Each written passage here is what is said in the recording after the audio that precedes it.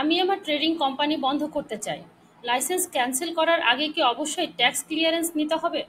অনেকের কাছ থেকে শুনেছি ক্লিয়ারেন্স না নিলে ভিসা বা ব্যাংক অ্যাকাউন্টে সমস্যা হতে পারে। এটা কি সত্যি?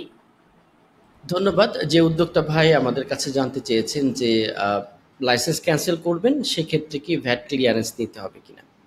এখন পর্যন্ত আমরা প্রায়োগিক যে সমস্ত দেখি, অর্থাৎ কাজ করতে যে প্র্যাকটিক্যালি যে কনসেপ্টটা পাই সেটা হলো লাইসেন্স ক্যান্সেল আপনার আগে করতে হবে। লাইসেন্স ক্যান্সেল করার পর সেই ক্যান্সেলেশন রিপোর্ট নিয়ে, ক্যান্সেলেশন সার্টিফিকেট নিয়ে ভ্যাট ক্যান্সেলেশনের জন্য অ্যাপ্লাই করতে হবে উইদিন 20 ওয়ার্কিং ডেজ। 20টা ওয়ার্কিং ডেজের মধ্যে আপনাকে অ্যাপ্লাই করতে হবে। তার মানে আপনি যে প্রশ্নটি করেছেন, কোম্পানি বন্ধ করতে চাচ্ছেন, ভ্যাট ক্লিয়ারেন্স আগে নিতে হবে কিনা, প্রশ্নটি হবে আগে আপনি কোম্পানি বন্ধ করবেন, এরপর যে আপনি ট্যাক্স ডিরেজিস্ট্রেশনের জন্য অ্যাপ্লাই করবেন। এটি যদি কোম্পানি ক্যান্সেলেশনের কারণে আপনি হয়ে থাকে।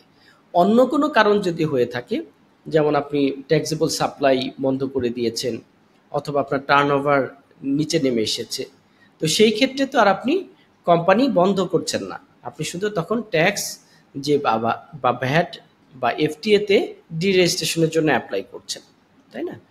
তো ভ্যাটটাকে ডিরেজিস্ট্রেশনের জন্য যদি আপনার অ্যাপ্লাই করতে হয় সেই ক্ষেত্রে তখন আপনার কোম্পানি ঠিক থাকবে, কিন্তু আপনি ট্যাক্স ক্যান্সেলেশনের জন্য অ্যাপ্লাই করবেন, বিকজ আপনার টার্নওভার বিলো যে থ্রেশহোল্ড সেটা নিচে নেমে এসেছে, বিলো থ্রেশহোল্ড হয়ে গিয়েছে, আর অথবা আপনার ট্যাক্সেবল সাপ্লাই আপনি স্টপ করে দিয়েছেন।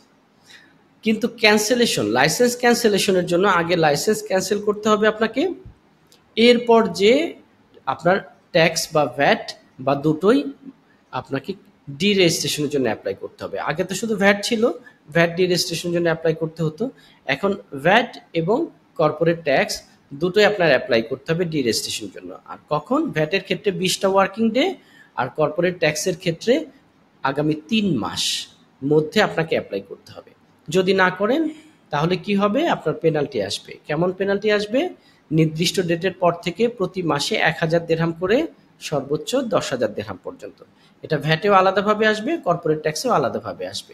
এই জন্য আপনারা এই বিষয়টি মনে রাখবেন যে শুধু লাইসেন্স ক্যান্সেল করেই আপনার কাজ পরিপূর্ণভাবে সমাপ্ত হবে না।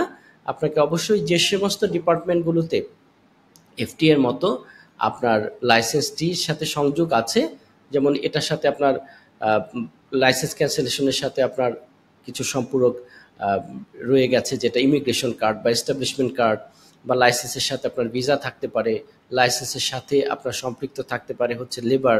এই সমস্ত কিছুই কিন্তু আপনাকে এক এক করে ক্যান্সেল করে নিতে হবে আগে বা পরে নিয়ম অনুযায়ী। ধন্যবাদ।